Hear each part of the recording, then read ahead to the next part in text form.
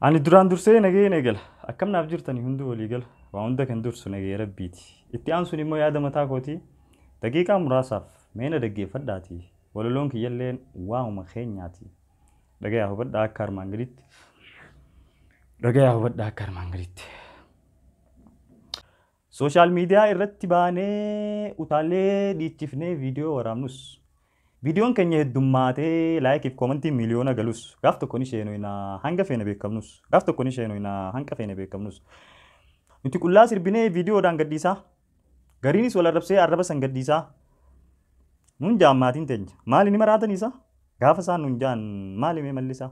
Gaafa isaan nun jaan maali mee mallisaa?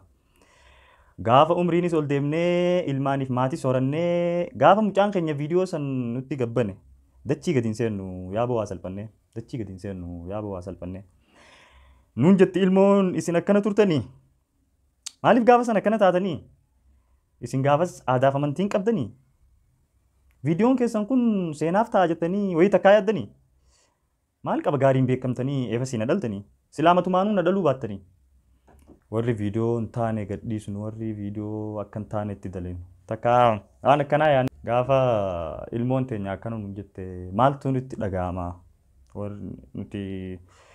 warri viidiyoo hin taane gadhiisnu warri viidiyoo akka hin taane itti dalenu takka waan akkanaa yaannee ni beekna ilmaan keenya guddatee yeroo nuti umriin teenya deemne viidiyoo nuti akka hin taanetti irra hin dalene gaafa nutti gabbaasan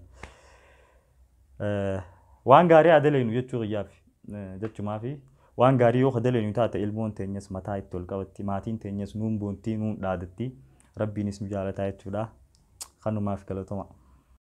Fuulli miidiyaalee hawaasaa yeroo akka namoota akka dhalchuun beekama. Tataatutti argamu miidiyaan nuuf fide tokko isiniif keessumaa qabadde dhoofe namni kun Abdii Shawuu jedhama.